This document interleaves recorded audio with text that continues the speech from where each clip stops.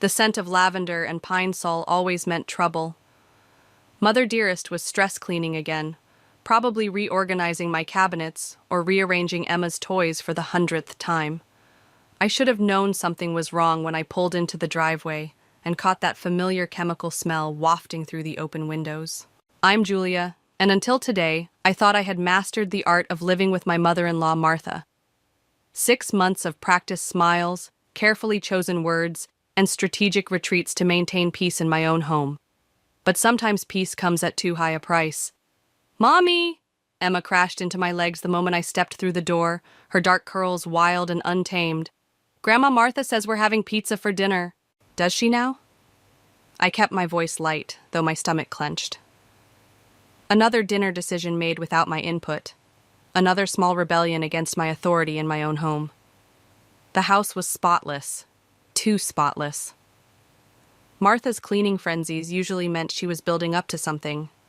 I found her in the living room, perched on the edge of the sofa like a bird of prey, hands folded primly in her lap. "Julia, dear, how was your outing?" The pause before outing carried enough judgment to fill a courtroom. "The charity lunch was lovely, Martha. Thank you for watching Emma." I moved toward the bookshelf where I kept our family photo album, needing to add some pictures from today's event. The empty space where it should have been made, my heart skip. "Looking for something?" Martha's voice carried that sickly sweet tone she reserved for her special moments of triumph. The photo album. "Oh, that old thing?" She waved dismissively. "I took the liberty of reorganizing your photographs. They were in such disarray. But while I was at it, I couldn't help but notice how few recent pictures you have of Emma. A mother should document every precious moment, don't you think?" My fingers curled into fists. "Where is it, Martha?" She reached beside the sofa and produced a crisp white envelope. "I've written down some thoughts about proper maternal documentation, and perhaps some other areas where a bit more attention might be beneficial." I snatched the envelope, my hands trembling as I pulled out the letter. Each perfectly penned word was a dagger. "Dear Julia, as a mother myself, I feel compelled to address certain concerns regarding Emma's upbringing. Your frequent absences, 3 charity events this month alone, and lack of proper documentation of Emma's childhood moments suggest a troubling pattern of neglect." The letter went on, 2 pages of carefully crafted criticism disguised as concern. My photo album, the one containing every precious memory since Emma's birth, was being held hostage until I demonstrated more maternal responsibility. "Where is my album?" My voice came out steadier than I felt. "Somewhere safe," Martha smiled, "until you've had time to reflect on my suggestions." Emma tugged at my sleeve. "Mommy, can we look at the pictures of my birthday?" I crouched down to her level, forcing a smile. "Not right now, sweetheart. Why don't you go play in your room while I talk to Grandma Martha?" After Emma disappeared upstairs, I turned to face my mother-in-law. "This ends now." "I'm only thinking of Emma's best interests," Martha said, rising from the sofa.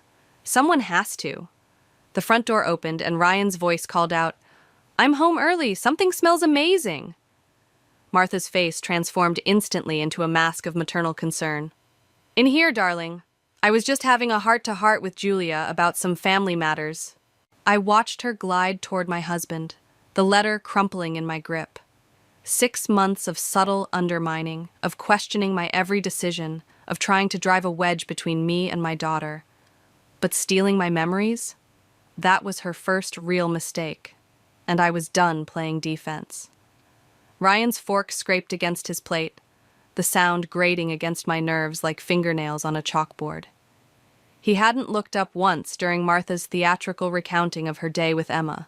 "And then," Martha continued, dabbing her lips with a napkin, "I showed Emma those lovely ballet videos from when you were young, Ryan. She was absolutely transfixed." "That's nice, Mom."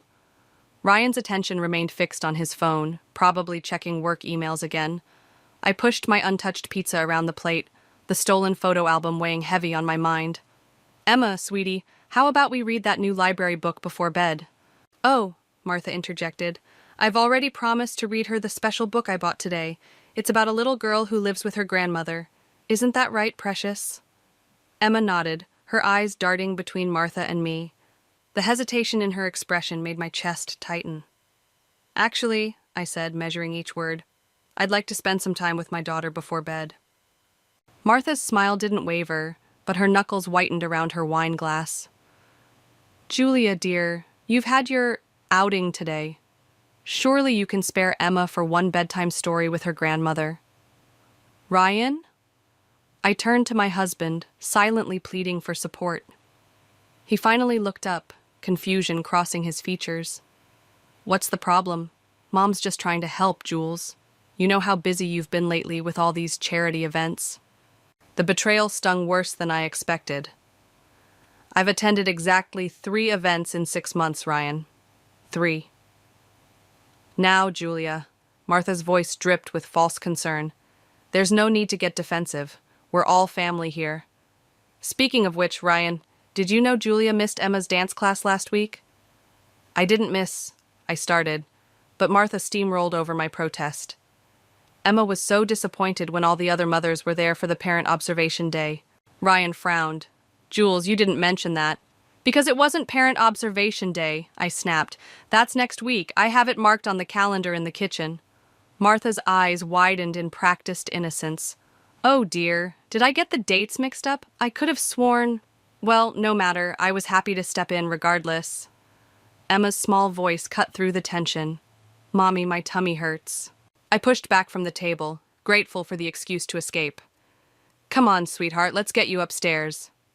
In Emma's bathroom, I held her hair back as she threw up the pizza. Martha appeared in the doorway, hovering like a concerned vulture. Poor dear, she cooed. I knew that second slice was too much. Julia, you really should monitor her portions more carefully. I bit back a retort, focusing instead on comforting Emma. It's okay, baby. Mommy's here.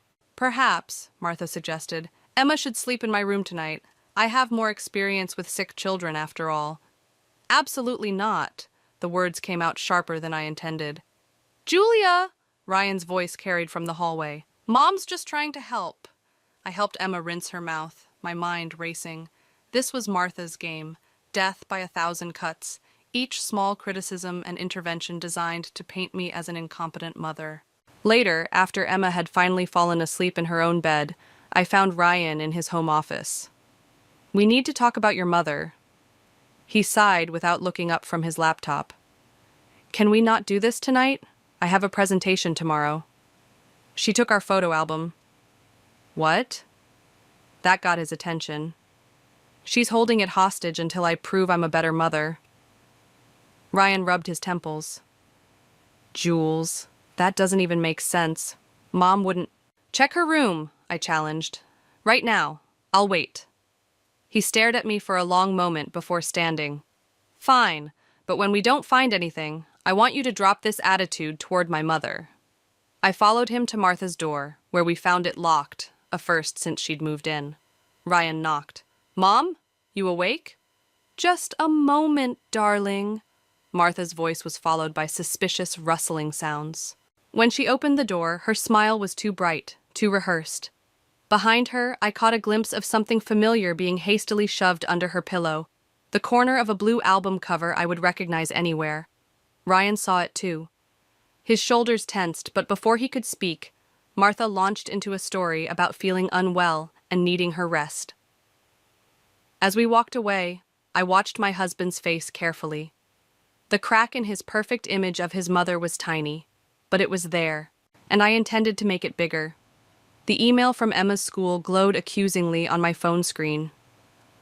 My daughter had been enrolled in 3 new after-school activities: advanced math tutoring, competitive gymnastics, and Chinese lessons. I hadn't signed up for any of them. My brother David set a steaming cup of coffee in front of me. We were hiding out in his restaurant's back office, the only place I could think straight anymore. Show me that email again. I handed him my phone. The enrollment forms were signed last week, while I was at that dentist appointment. Jesus, David muttered, scrolling through the message. Martha's got some nerve, signing Emma up for all this without telling you. She used Ryan's email address. He probably hasn't even noticed the confirmations coming in. I wrapped my hands around the coffee mug, trying to stop them from shaking. You should see Emma, David. She's exhausted, 6 years old and scheduled down to the minute. Have you told Ryan? He's barely home. When he is, Martha's always there, hovering, controlling the narrative. The coffee burned my tongue, but I welcomed the pain. This morning, she told him I forgot to pack Emma's lunch. I didn't forget. She hid the lunch I made and packed her own. A knock at the office door made me jump. One of David's waitresses poked her head in. Sorry to interrupt, but there's a call for Julia. Says it's about Emma. My heart stopped. I grabbed the phone from David's desk. Hello? Mrs. Harrison? This is Nurse Chen from Riverside Elementary. Emma's feeling unwell. She got dizzy during her lunch break and... Dizzy? Is she okay? She's resting now. Your mother-in-law is already here to pick her up. No! The word exploded from me. Do not release my daughter to anyone but me. I'm on my way. I found them in the nurse's office. Martha perched on the edge of Emma's cot, stroking her hair. My daughter's face was pale, dark circles under her eyes that no 6-year-old should have. Julia, Martha's voice dripped concern. You didn't need to leave your... Whatever you were doing, I had everything under control. Emma, baby, how are you feeling? I knelt beside the cot, opposite Martha. Tired, Mommy, my head hurts. Of course she's tired, Martha said. Children need structure, discipline. These new programs will help build her character. Programs you signed her up for without my knowledge or consent. Martha's eyes narrowed. Ryan agreed. Ryan doesn't know, does he? You forged the signatures, used his email, just like you've been going through my phone, deleting messages from the school. I don't know what you're talking about. But her hand tightened on Emma's shoulder, making my daughter wince. Let go of her. Julia, you're being hysterical. This is exactly why I said, let go of my daughter. Nurse Chen appeared in the doorway, sensing the tension. Is everything all right? No, I said, pulling out my phone. It's not. I'm calling my husband. Martha's composure cracked. He's in an important meeting. About his daughter being in the nurse's office? About you forging his signature? Let's see what he thinks is important. I dialed, holding Martha's gaze. 1 ring, 2, 3. Jules, I'm kind of in the middle of something. Emma's in the nurse's office. She collapsed from exhaustion because your mother enrolled her in 3 extra programs without our permission. She forged your signature, Ryan, used your email. Check your deleted folders. You'll find the confirmations she tried to hide. Silence. Then, Mom did what? Martha was already gathering her things, backing toward the door. Ryan, darling, I can explain. But Ryan's voice had changed, hardened. Don't move, Mom. Jules, take Emma home. I'm leaving work now. I lifted Emma into my arms, her small body too light, too fragile. Martha blocked the doorway. This isn't over, she whispered, low enough that only I could hear. You have no idea what you're doing. No, Martha, I replied, feeling Emma's arms tighten around my neck. For the first time, I know exactly what I'm doing. As I carried Emma to the car, I felt something shift inside me. This wasn't just about the photo album anymore. This was war, and Martha had just lost her first major battle, but the look in her eyes told me she wasn't done fighting, not by a long shot. The box appeared on our doorstep 3 days after the school incident. No return address, just Emma's name in Martha's perfect cursive. Inside lay my wedding dress, carefully cut into precise, methodical strips. I stood in the kitchen, holding the mutilated silk when Ryan came home early. His face darkened at the sight. Mom's gone too far. He ran his fingers through his hair. I'll talk to her. Like you talked to her about the forged signatures? The words came out sharper than intended. She apologized, you accepted, and nothing changed. What do you want me to do, Jules? Throw her out? The front door opened before I could respond. Martha's voice carried from the hallway, accompanied by Emma's excited chatter. And then we can show Daddy your wonderful news. Ryan frowned. What news? Martha swept in, brandishing a piece of paper. Emma's been accepted into St. Catherine's Academy. Isn't it wonderful? My stomach dropped. St. Catherine's was 2 hours away. It's a boarding school, Martha continued, beaming. The same one Ryan attended. I took the liberty of submitting an application months ago, and they've offered her a full scholarship. Ryan took the acceptance letter, his expression unreadable. Mom, we never discussed. Of course, I knew Julia might object, Martha cut in, given her attachment issues. But Emma deserves the best education possible. Don't you agree? Emma tugged at my sleeve. Grandma says they have horses, Mommy. I crouched down to her level, fighting to keep my voice steady. Sweetie, why don't you go upstairs and start your homework? We need to talk about this as adults. Once Emma was gone, I turned to Martha. You had no right. I had every right. Martha's mask slipped, revealing something cold beneath. As a grandmother, as a former educator, as someone who wants more for Emma than this. She gestured dismissively at our home. Ryan, I said quietly, your mother just tried to send our daughter to boarding school without consulting us. Are you going to say anything? He stood there, still holding the acceptance letter, looking lost. It is a good school, Jules. Something inside me shattered. I need some air. I grabbed my keys, the shredded wedding dress still clutched in my other hand. Julia, don't be dramatic, Martha called after me. This is exactly why Emma needs proper guidance. I slammed the door on her words. 20 minutes later, I sat in David's office again, spreading the strips of my wedding dress across his desk. She's trying to take Emma. My voice sounded strange, distant. And Ryan, he's actually considering it. David examined one of the silk strips. This is a threat, Julia. She's showing you what she can do to your marriage, your family. I know.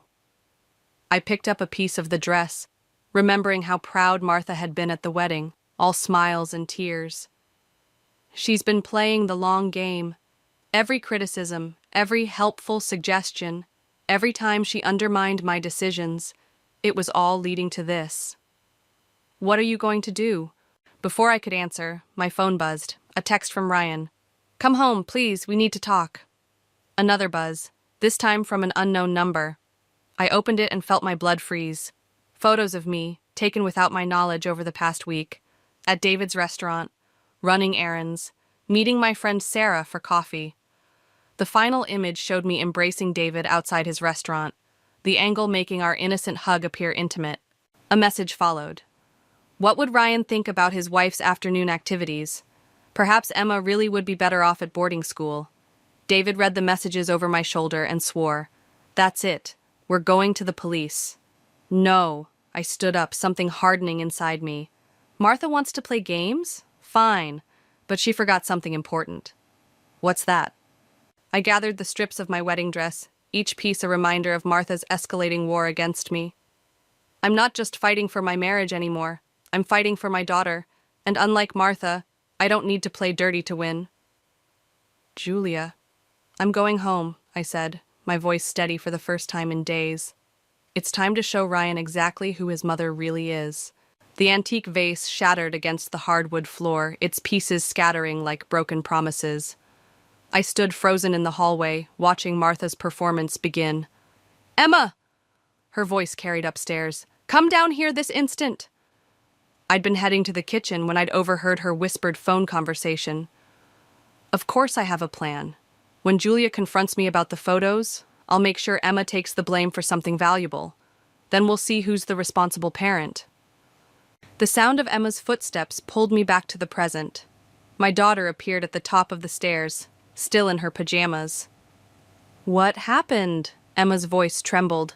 Martha's face twisted into a mask of stern disappointment.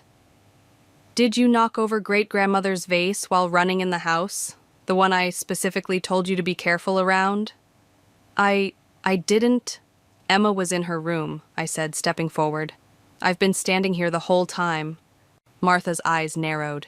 Julia, please. I saw her running past just moments ago. That's interesting. I pulled out my phone, showing the video I'd started recording the moment I heard her plan. Because I saw something very different. The color drained from Martha's face. You were spying on me? Mom, what's going on? Ryan appeared from his home office, drawn by the commotion. Martha's tears appeared on cue. Oh, Ryan, I was just trying to teach Emma about responsibility. And Julia? She's trying to turn everyone against me. By breaking your own vase, I played the video. Martha's voice filled the hallway. When Julia confronts me about the photos. What photos? Ryan asked. Martha lunged for my phone. I stepped back, letting her momentum carry her forward. She stumbled, catching herself against the wall. The ones she took of me without my consent.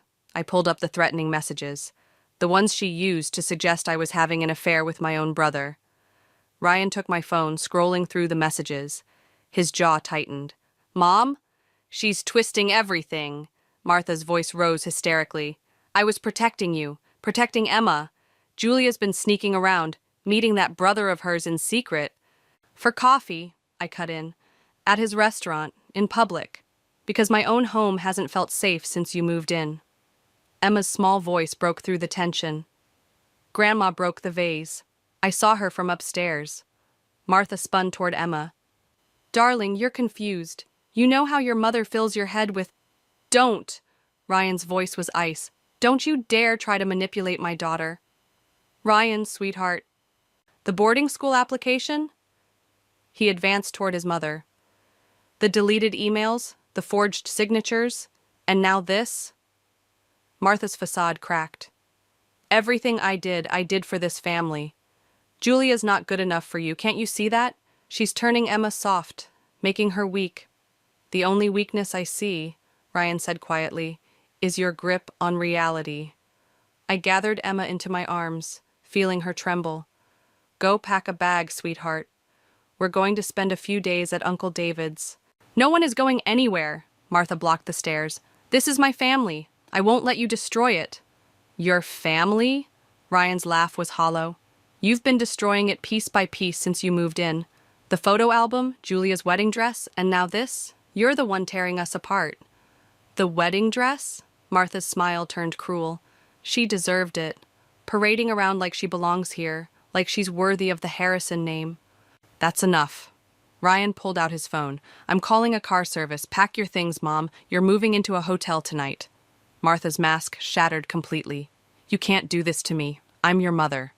And I'm your son, watching you try to destroy my wife and traumatize my child. Ryan's voice broke. I chose this family. My family. It's time for you to leave. As Martha stormed upstairs, hurling threats and accusations, I held Emma closer. The broken vase glittered around us like the remnants of Martha's control, finally shattered beyond repair. But in the fragments, I saw something else.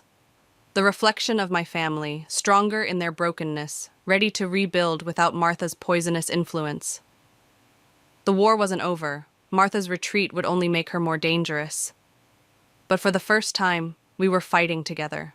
The hotel lobby gleamed with polished marble and false promises. Martha sat across from us, perfectly composed in her designer suit, while a team of lawyers arranged papers on the mahogany table between us. It's quite simple, her lead attorney said. Either Emma attends St. Catherine's or Mrs. Harrison will pursue full grandparental rights. Ryan's hand tightened around mine. You can't be serious. Oh, but I am. Martha's smile never reached her eyes. I've documented everything. Julia's erratic behavior, her suspicious meetings, her attempts to alienate Emma from her family heritage. By family heritage, you mean you, I said. Martha's lawyer slid forward a thick folder. We have witness statements from Emma's teachers about Julia's frequent absences from school events, documentation of emotional manipulation, evidence of an inappropriate relationship with her brother. Those pictures were taken out of context, Ryan snapped. You orchestrated all of this. Did I? Martha leaned forward. Or did I simply observe a mother who's clearly unfit?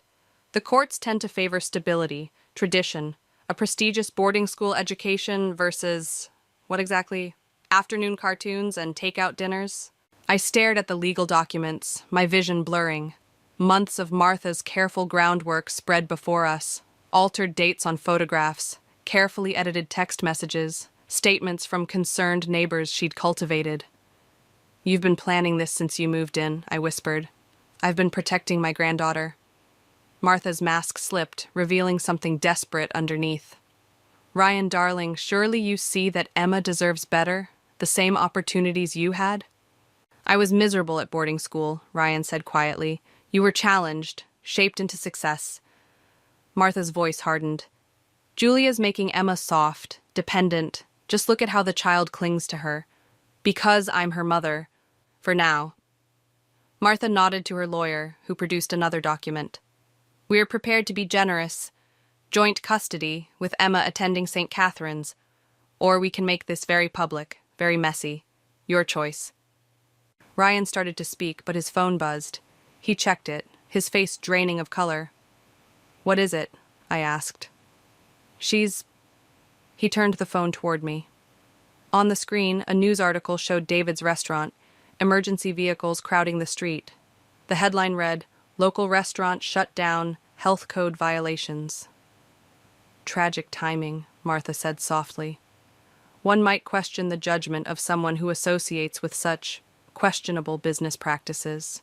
My brother's livelihood, destroyed in minutes, because of me, because he tried to help. You're destroying everyone I love, I said. No, Julia. You did that yourself by trying to come between me and my family. Martha stood, smoothing her jacket. You have 24 hours to decide. Emma's future at St. Catherine's, or a very public custody battle that will expose every flaw, every mistake, every secret you've tried to hide. She paused at the door. Oh, and Julia? I found your photo album. The memories you tried so desperately to preserve, they're gone now, just like everything else will be, unless you make the right choice. After she left, Ryan and I sat in silence, the weight of her ultimatum crushing us. We could fight, he said finally, and risk losing Emma completely? I pulled out my phone, showing him the latest text from David. Health inspectors came out of nowhere. Everything's gone, Jules. Everything. Julia? No. I stood up, my decision crystallizing like ice in my veins. I won't let her destroy anyone else I love. What are you saying?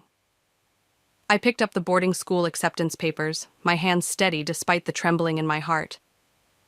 I'm saying we send Emma to St. Catherine's, and then... Then what? I thought of my shredded wedding dress, my burned photos, my brother's ruined business. Then I stopped playing by Martha's rules. She wants to teach Emma about family heritage? Fine. Let's show her what happens when you declare war on the wrong family. Ryan stared at me, seeing something new in my eyes, something that made him lean back slightly. Good. Because the woman who walked into this hotel was dead now, killed by Martha's final power play. And the one walking out? She had nothing left to lose. St. Catherine's Academy loomed before us, all Gothic spires and ivy-covered walls. Martha stood at the top of the stone steps, waiting to welcome her victory. Behind her, a photographer from the local paper adjusted his camera. Right on schedule, Martha called out. Emma, darling, come to grandmother. I kept hold of Emma's hand, Ryan flanking our other side. The manila envelope in my bag felt heavy with purpose. Julia, Martha's smile tightened. You're not planning to make a scene, are you? Think of the headlines. Oh, I am. I handed Emma's bag to Ryan and climbed the steps. In fact, I brought some headline suggestions of my own. Martha's lawyer emerged from the shadows. Mrs. Harrison, remember our agreement? The agreement's void. I pulled out my phone, dialing a number. David, you're on speaker. My brother's voice filled the space between us. Got the evidence right here, Jules. Health inspector confirmed it. Someone paid him to target the restaurant. Bank transfers, text messages, all trace back to a certain retired teacher's account. Martha's face hardened. Lies. Then there's this. I produced the manila envelope. Remember Mrs. Chen? Emma's nurse?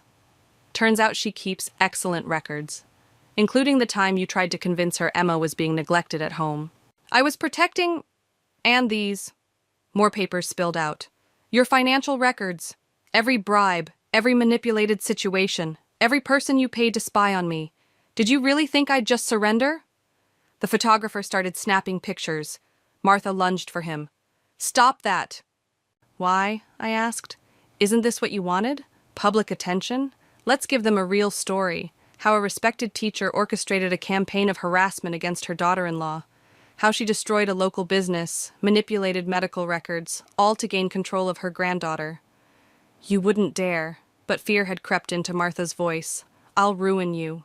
You already tried. Ryan stepped forward, Emma secure in his arms. But here's what's going to happen instead. You're going to drop this custody threat. You're going to publicly apologize to Julia and David. And you're going to disappear from our lives. Or what? I held up my phone. Or every newspaper in the state gets proof of your crimes.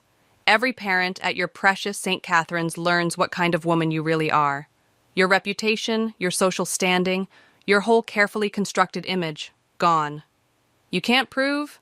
The nurse recorded your conversation, Martha. The health inspector kept his text messages. And your financial records? I smiled. Let's just say Ryan isn't the only one good with numbers. Martha's lawyer quietly gathered his papers and retreated. The photographer kept shooting, capturing her unraveling moment by moment. I am your mother, she hissed at Ryan. No. He met her gaze steadily. You're a woman who forgot that love isn't about control, that family isn't about power. Emma deserves better than your kind of legacy. Mommy? Emma's voice cut through the tension. Can we go home now? Martha made one last desperate grab for her granddaughter. I stepped between them, my voice low enough for only her to hear. You took my photos, my memories. You tried to take my daughter. But you forgot something crucial, Martha. You taught Ryan everything he knows about power plays and manipulation. And I learned from watching you, too. This isn't over, she whispered. Actually, it is. I turned to the photographer. I believe you have enough for your story. Respected teacher's attempted kidnapping scheme exposed should make quite a headline. Martha's face crumpled as she finally recognized her defeat. All her careful plans, her manipulations, her power, useless against the simple truth she'd tried to bury. Love doesn't need schemes or control. It just needs to be real. As we walked away, Emma's hand warm in mine, Ryan's arm steady around us both, I heard Martha's broken whisper behind us. What have you done? I didn't turn around. She already knew the answer. I'd done exactly what she taught me to do. Protect my family at any cost. The difference was, I'd won by telling the truth, not by burying it. And that would haunt her more than any revenge I could have planned. The small box arrived on a Tuesday, addressed to Emma in Martha's unmistakable handwriting. I turned it over in my hands, feeling its negligible weight, while Ryan watched from across the kitchen table. We could throw it away, he offered. I shook my head. She deserves to choose. Emma sat cross-legged on the floor, surrounded by the art supplies from her 7th birthday party last week. She barely glanced at the package. Is it from Grandma Martha? Yes, sweetheart. She returned to her drawing. I don't want it. Ryan and I exchanged looks. In the 3 months since St. Catherine's, Martha's carefully constructed world had crumbled. The newspaper story had exposed everything, the bribes, the manipulation, the orchestrated campaign against our family. She'd retreated to a small apartment across town, her social circle evaporating as quickly as her reputation.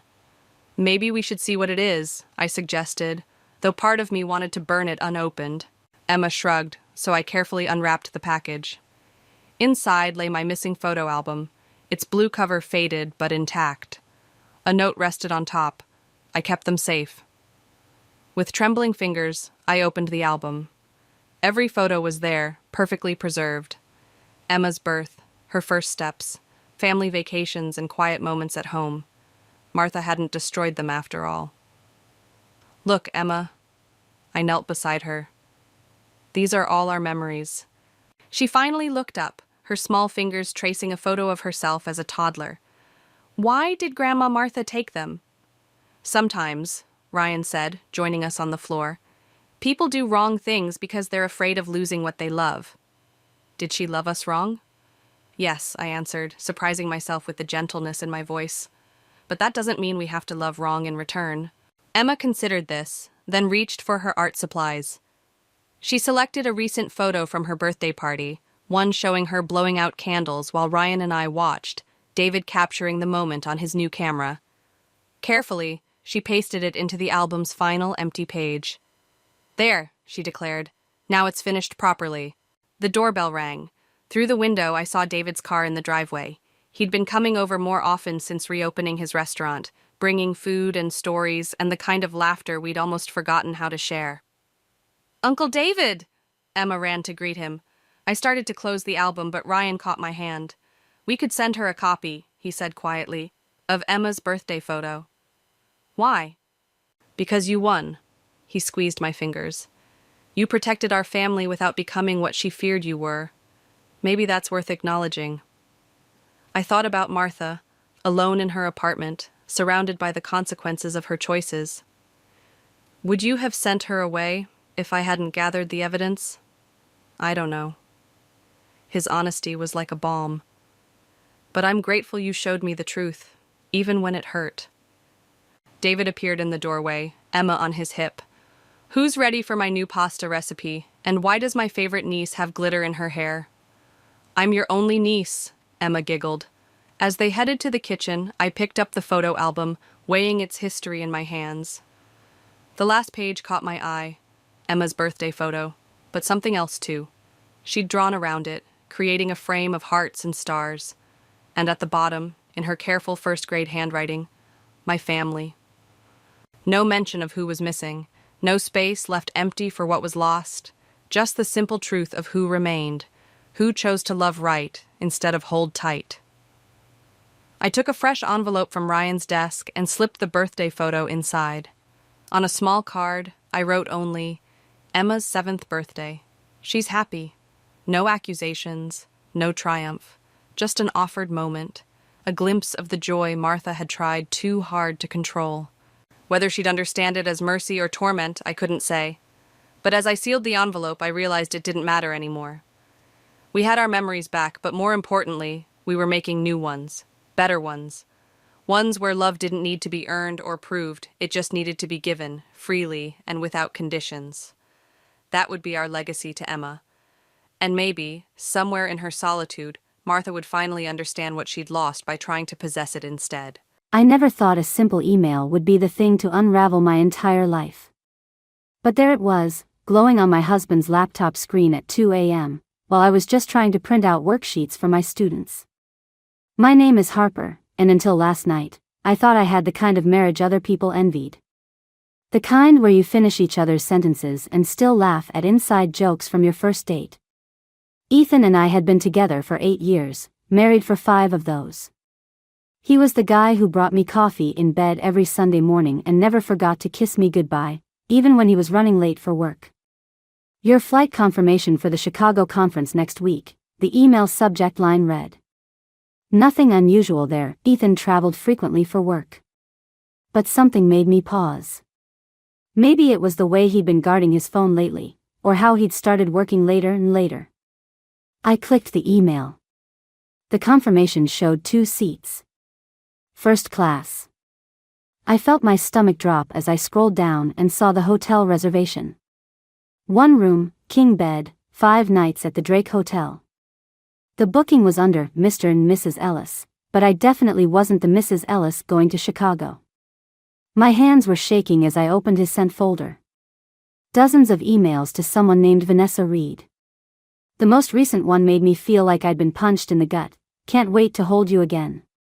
These stolen moments aren't enough anymore." I heard footsteps on the stairs and quickly closed the laptop. Ethan appeared in the doorway of our home office, his hair messed up from sleep. "Everything okay, babe?" "It's late," he said, rubbing his eyes. I forced a smile. "Just printing some things for tomorrow's class." My voice sounded strange, too high-pitched. "Go back to bed." He nodded, stifling a yawn. "Don't stay up too late." "Love you." "Love you too," I replied automatically, the words tasting like ash in my mouth. After he left, I sat there in the dark, trying to make sense of it all. The Ethan I knew wouldn't do this. The Ethan I married wouldn't. But then again, maybe I didn't know him as well as I thought. I pulled out my phone and typed a message to my sister Chloe, then deleted it. What would I even say? "Hey, guess what? Your brother-in-law's cheating on me with someone named Vanessa." It felt too raw, too real to put into words yet. Instead, I went through the motions of printing my worksheets. My students were counting on these for tomorrow's lesson on Romeo and Juliet. The irony wasn't lost on me, teaching teenagers about love and betrayal while my own marriage was apparently nothing but a carefully crafted lie. As I gathered my papers, a new email notification popped up on Ethan's laptop. From Vanessa Reed, missing you already. Dinner was perfect tonight. Tonight. While I'd been grading papers and making dinner for one because Ethan had texted that he was stuck in a late meeting, he'd been with her. I closed the laptop and went upstairs to our bedroom. Ethan was already asleep, looking peaceful and innocent. I stood there watching him breathe, remembering how just yesterday I would have crawled into bed and curled up against him without a second thought. Now I couldn't bear to touch him. I grabbed my pillow and headed to the guest room, my mind racing with questions. How long had this been going on? Who was Vanessa Reed? And most importantly, what was I going to do about it? One thing was certain, Ethan's perfect little world was about to come crashing down. He just didn't know it yet. I made it through exactly 3 classes before breaking down in the faculty bathroom. My hands were shaking so badly I could barely text Chloe, "Need you. Can you meet for lunch?" The morning had been a blur of trying to act normal while my students discussed the tragic romance of Romeo and Juliet. Every time I heard the word love, I felt like throwing up. When Lucas, my colleague who taught in the classroom next door, asked if I was okay, I barely managed a nod. Chloe was already waiting at our usual cafe when I arrived. One look at my face and she knew something was wrong. "Harper, you look like hell. What happened?" I opened my mouth to tell her, but the words wouldn't come. Instead, I pulled out my phone and showed her the screenshots I'd taken of Ethan's emails. "That son of a bitch," Chloe whispered, her face darkening as she scrolled. "How long have you known?" "Found out last night." My voice cracked. "He's taking her to Chicago next week. 5 days at the Drake Hotel. On your anniversary weekend?" Chloe's knuckles went white around her coffee cup. "I'll kill him. The worst part is, he's acting completely normal. Made me breakfast this morning, kissed me goodbye like nothing's wrong." I stabbed at my untouched salad. "I don't even know who he is anymore." "Have you Googled her?" Chloe asked, already typing on her phone. "Vanessa Reed." Oh. Oh wow. What? She turned her phone toward me. There she was, young, gorgeous, smiling confidently in her corporate headshot. Vice President of Marketing at Ethan's company. My stomach lurched. "She's everything I'm not," I said quietly. "Stop that right now," Chloe snapped. "You're smart, successful, and way too good for him. The question is, what are you going to do about it?" Before I could answer, my phone buzzed. A text from Ethan, "Having dinner with clients tonight. Don't wait up." Chloe read the message over my shoulder and swore. "Clients. Right. Want me to follow him?" "No," I said, surprising myself with how steady my voice was. "I have a better idea."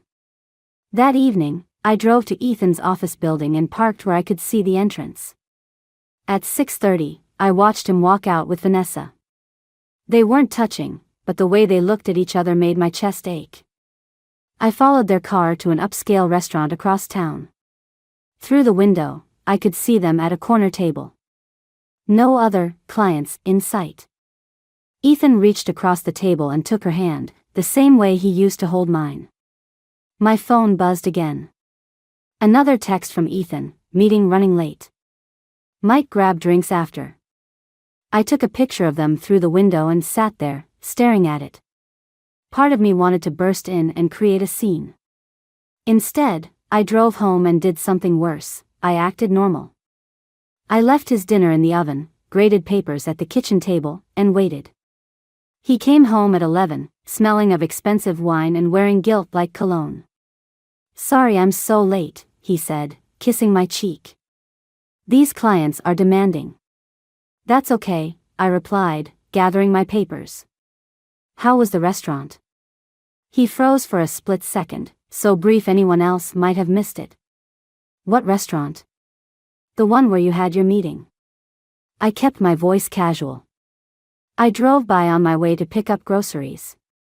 Looked nice. Another pause. Oh, right. Yeah, it was good. I headed upstairs, leaving him standing in the kitchen. In our bedroom, I opened his closet and found the shirt he'd worn to work that morning. There was a smudge of red lipstick on the collar. Vanessa had been wearing red lipstick at dinner. I carefully hung the shirt back up and got into bed, my mind racing with possibilities. Ethan thought he was so clever, living his double life. But he had no idea what was coming. Tomorrow, I decided, I would start making some plans of my own. The credit card statement arrived 3 days before Ethan's planned trip to Chicago. I wasn't supposed to see it, he usually handled all the bills online, but this one came in the mail by mistake. Sitting at our kitchen table, I stared at charge after charge that told the story of his other life. Dinner for two at places we'd never been. A jewelry store purchase from last month, probably explaining the bracelet I'd spotted on Vanessa's wrist at the restaurant. Hotel charges from business trips that now made perfect sense. My hands were steady as I laid out the evidence on the table, the credit card statement, screenshots of emails, photos from the restaurant. Then I waited. When Ethan came home, he was humming. Actually humming. He stopped dead when he saw me sitting there. We need to talk about your upcoming anniversary trip to Chicago, I said quietly. His face did something complicated, surprise, fear, then smooth confidence. What are you talking about? Don't. I pushed the evidence toward him. Just don't. He glanced at the papers, then at me, like a chess player calculating his next move. Harper, I can explain. Explain what? How you've been fucking your vice president of marketing. Or how you've been spending our money taking her to 5-star hotels. It's not what you think. Really? I laughed, and it sounded strange even to my ears. Because I think you're planning to spend our anniversary weekend with another woman. Please, tell me how I'm misinterpreting that. He sat down heavily, running his hands through his hair. You've been so distant lately, always focused on your students, your lesson plans. When was the last time you actually paid attention to me? The audacity of his words hit me like a physical blow. So this is my fault? I didn't say that. He reached for my hand. I pulled away. But relationships are a two-way street. Vanessa. She sees me. She understands the pressure I'm under. And I don't. I've supported you through every promotion, every late night, every weekend working. I've built my entire life around you. That's the problem. He stood up, pacing. You've lost yourself in being my wife. You used to be fun, spontaneous. Now it's all about your work, your routine. I felt something snap inside me. My work? I'm a teacher, Ethan. I shape young minds. What exactly do you do that's so important? Push papers and apparently your coworkers? His face darkened. See? This is exactly why. Why what? Why you couldn't keep it in your pants. Why you had to destroy our marriage. It's not destroyed unless you make it that way, he said, his voice softening. We can work through this. I'll end it with Vanessa. We can go to counseling. I stared at him, really seeing him for the first time. This man who could stand there, offering to fix things like he'd dented my car instead of shattering my entire world. When did you stop loving me? I asked. I never. Because I stopped loving you about 2 minutes ago. The words came out calm, certain. When you tried to blame me for your choices. He reached for me again. Baby, please. I stepped back. Don't call me that. Don't touch me. In fact, don't come home tonight. Or tomorrow. I need time to think. This is my house too, he protested. The house that my inheritance helped buy? The one that's in both our names? Yeah, we'll see about that. Something ugly flashed across his face. You're being hysterical. Let's talk about this when you've calmed down. I am calm, I said, and I was. Eerily calm. But you should know, I sent copies of everything to my lawyer this morning. Just in case you were thinking of doing any creative accounting before your trip. He went pale. You're bluffing. I picked up my phone, showed him the email confirmation from the law firm. Enjoy Chicago, Ethan. I hope she's worth it. As I walked upstairs, I heard him calling after me, his voice tinged with panic. But I didn't turn around. Instead, I went to our bedroom and started packing his bags. The time for tears was over. Now it was time for war. The 2 pink lines on the pregnancy test felt like a cosmic joke. I sat on the bathroom floor of my sister's guest house, where I'd been staying for the past week, staring at the little window that had just complicated everything. 3 tests. All positive. A knock on the door made me jump. Harper? You've been in there for 20 minutes, Chloe called out. I opened the door and wordlessly held up the tests. Chloe's eyes widened. Oh shit, she whispered. Are you sure? As sure as 3 different brands can make me. She sat down next to me on the bathroom floor. What are you going to do? Before I could answer, my phone buzzed. A text from Jenna, having dinner with Ethan tonight. He's a mess. Says you're not answering his calls. What's going on? My stomach lurched, and not just from the morning sickness I now realized I'd been ignoring. Jenna, my supposed best friend, who'd introduced me to Ethan 8 years ago, was having dinner with him? Unbelievable, Chloe muttered, reading over my shoulder. Want me to tell her what her precious Ethan's been up to? No. I stood up, suddenly energized by anger. I'll do it myself. An hour later, I walked into the restaurant where Jenna had tagged herself on Instagram. They were sitting in a corner booth, their heads close together. Ethan's hand was on Jenna's arm.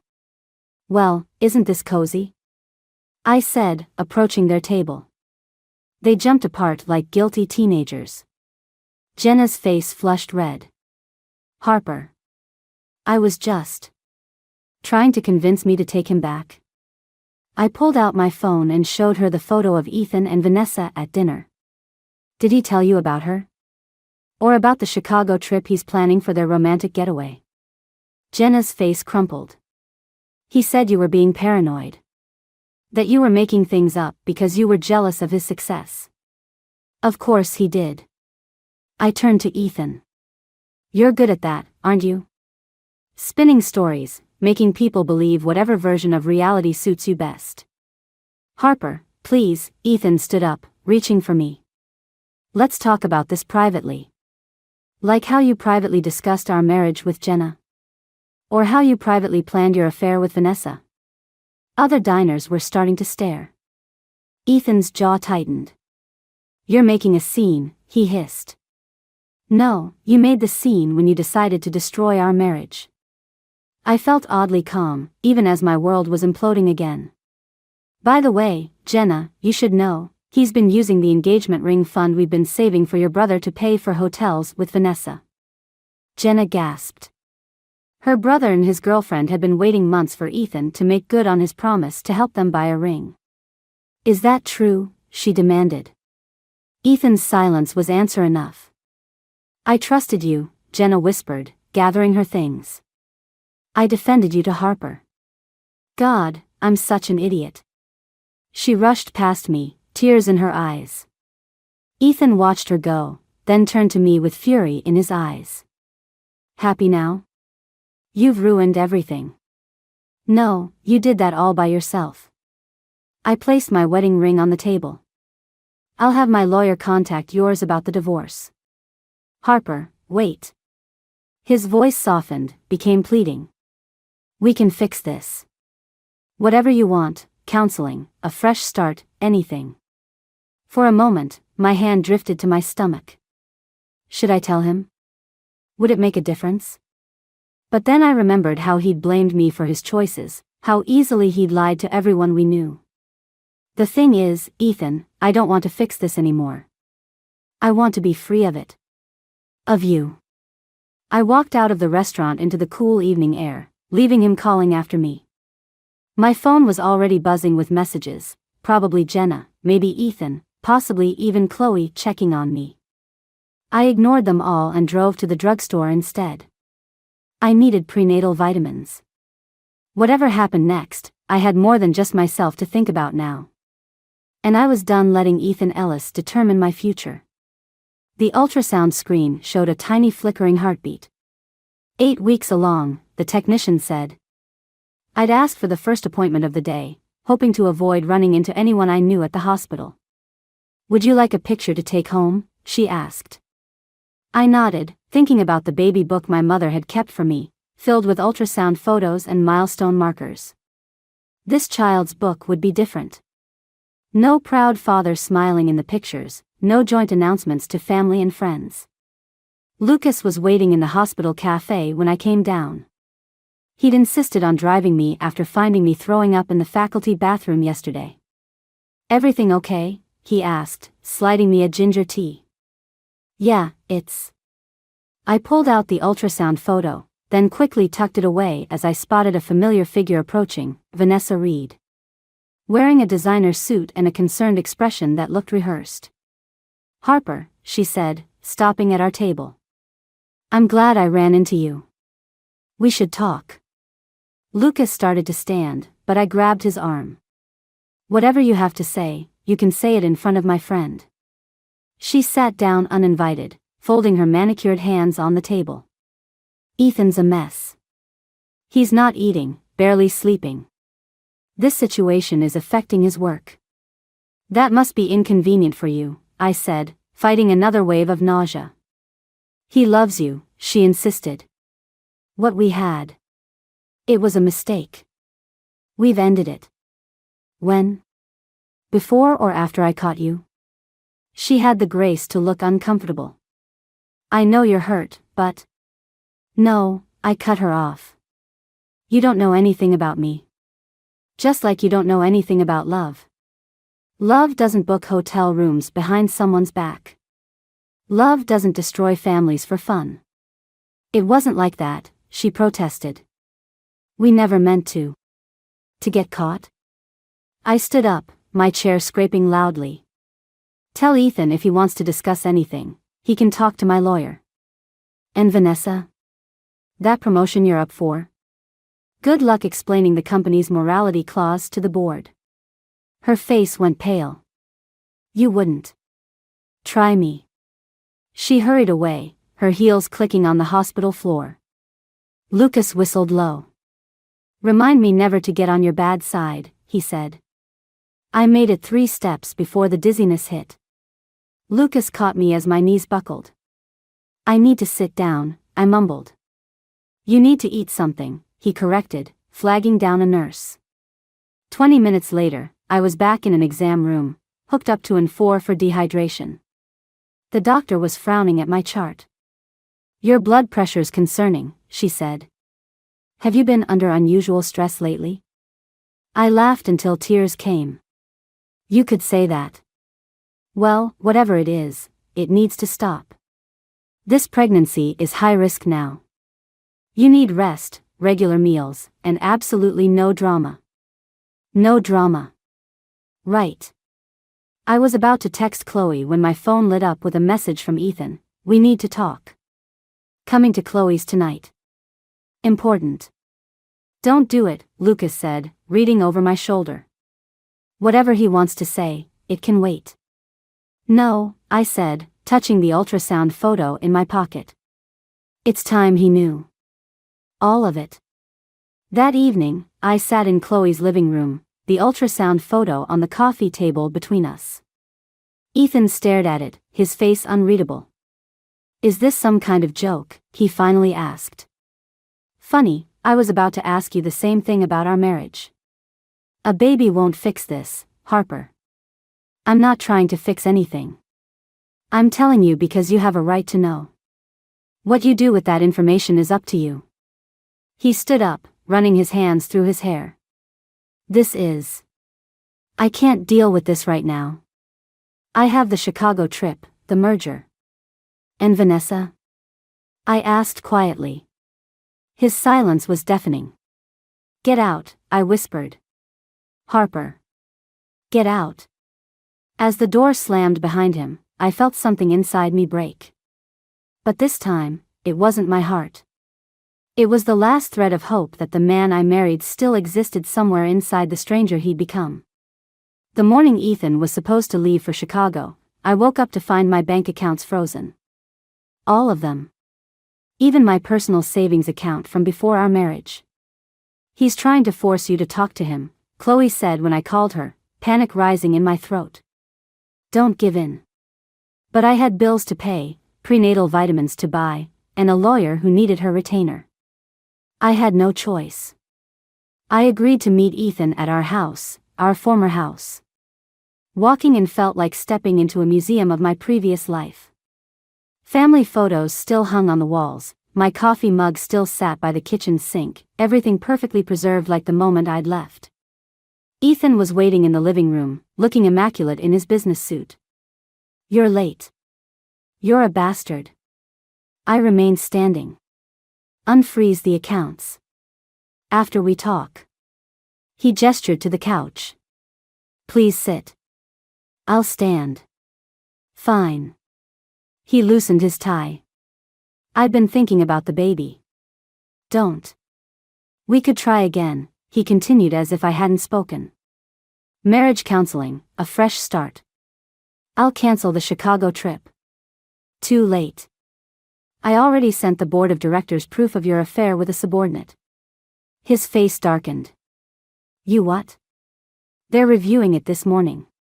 Probably why your phone's been buzzing for the last 5 minutes.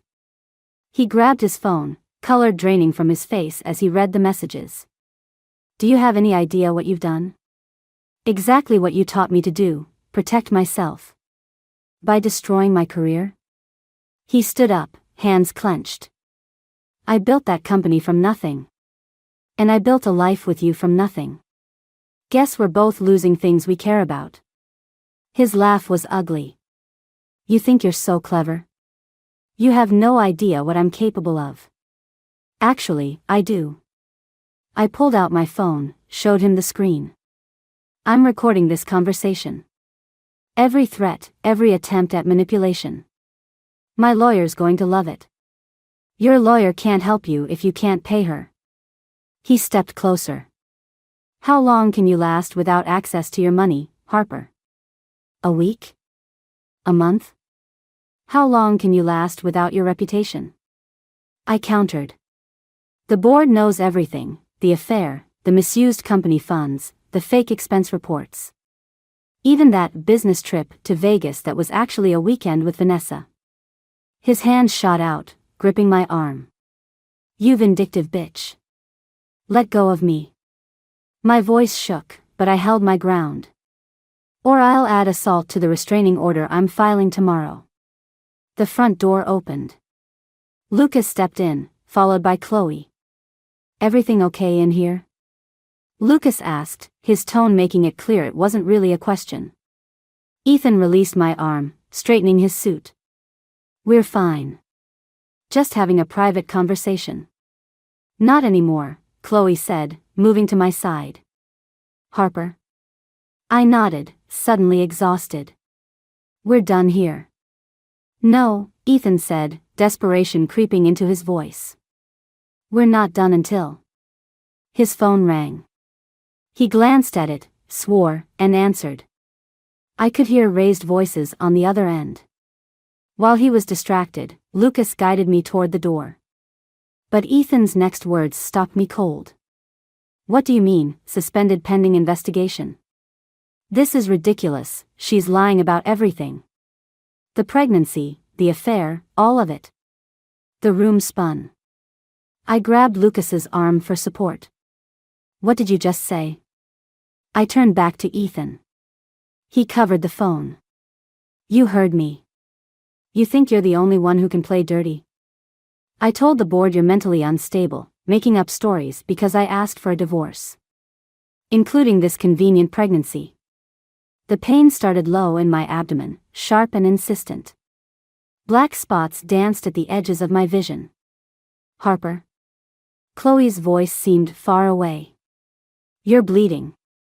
The last thing I saw before everything went dark was Ethan's face. Watching me fall with the same cold detachment he'd shown when I told him about our baby. Some things, I realized as consciousness slipped away, you can never take back. And some betrayals cut too deep to ever heal. The hospital room was too bright, too sterile. I woke to the steady beep of monitors and Chloe asleep in a chair beside me. My hands immediately went to my stomach. The baby's stable, a nurse said, appearing at my bedside. But you're on strict bed rest.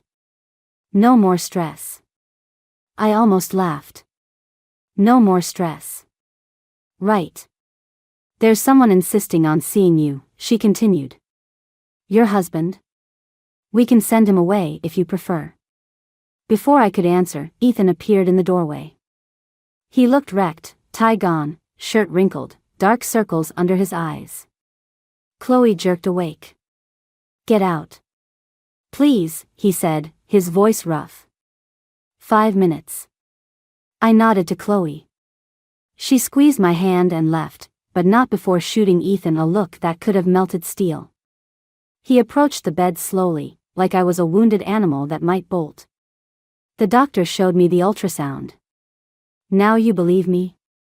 Harper, He sat heavily in the chair. When they rushed you into emergency, there was so much blood. I thought. I realized. That I wasn't lying. My voice was steady, despite the tears threatening to fall. That maybe I wasn't the crazy, vindictive wife you painted me as to save your precious career? I got the call while you were in surgery. The board voted unanimously. I'm out.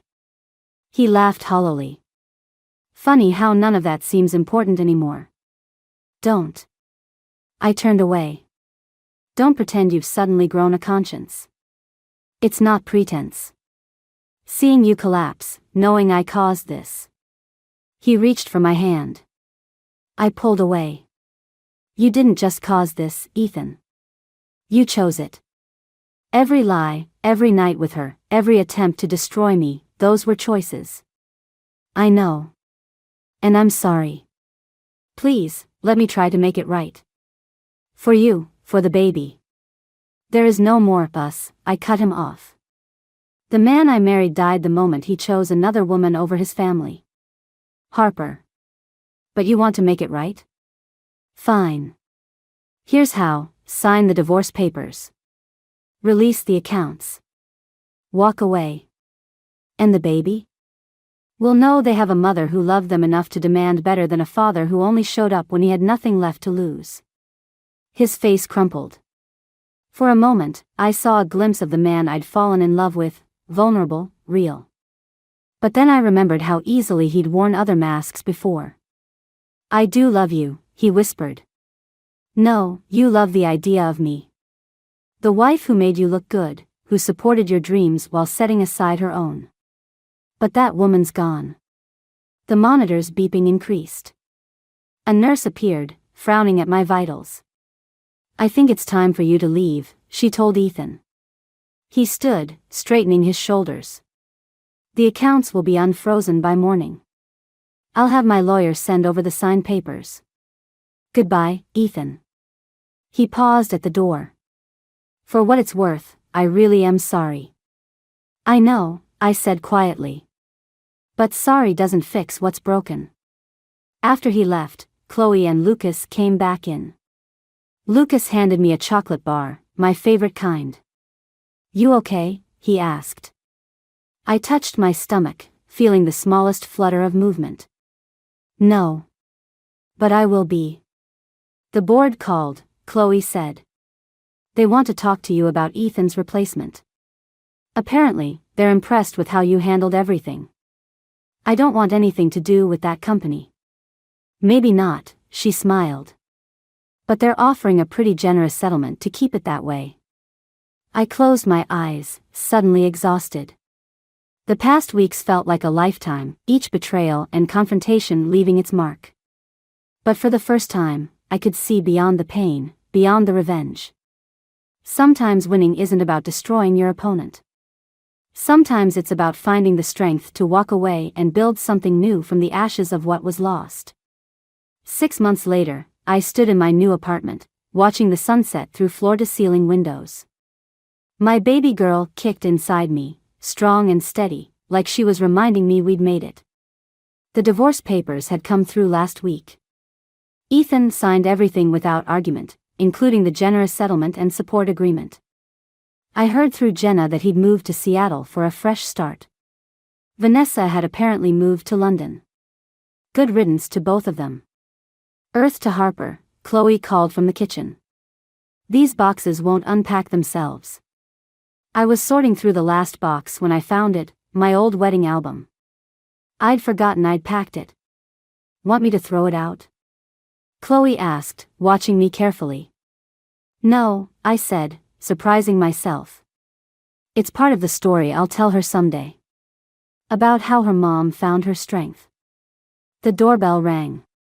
Lucas stood there with takeout and paint samples. Thought you might want to start planning the nursery. He'd been doing that lately, showing up with just what I needed, exactly when I needed it.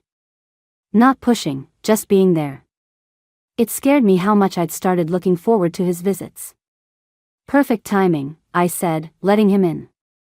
Though I should warn you, Chloe has strong opinions about color schemes. I heard that.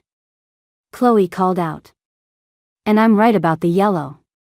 As they playfully argued about paint colors, I opened my phone to a new email from Ethan. My heart didn't race anymore when I saw his name. I signed up for therapy, he'd written. Not to win you back, I know that's impossible. But because I need to understand why I destroyed the best thing in my life. I hope someday our daughter can know a better version of me than the man I was. I didn't respond, but I didn't delete it either. Some wounds need time to heal, and some stories don't have neat endings. Harper. Lucas was watching me, concern in his eyes. You okay? Yeah, I said, putting my phone away. Just thinking about endings and beginnings. Speaking of beginnings, Chloe interrupted, Lucas, tell Harper about that house for sale near the school. He shot her a look. I was going to bring that up naturally. What house? I asked. It's nothing, just. There's this craftsman with a great yard, perfect for kids. It's close to both our schools, and. He ran a hand through his hair.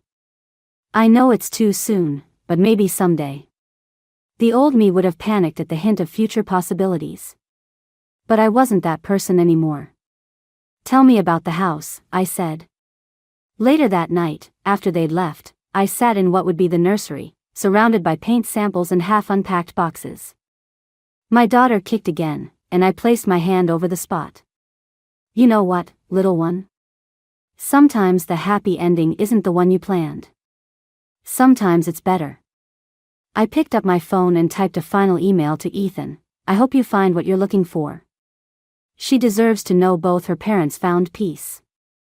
Then I picked up my phone again and texted Lucas, about that house. When can we see it?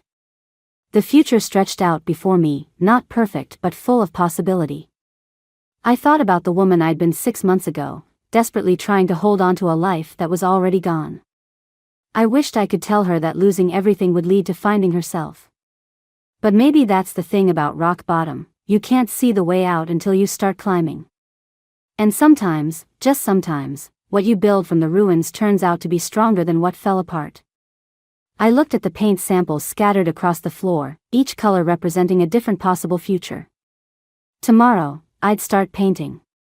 Tonight, I'd just breathe, grateful for endings that make way for new beginnings.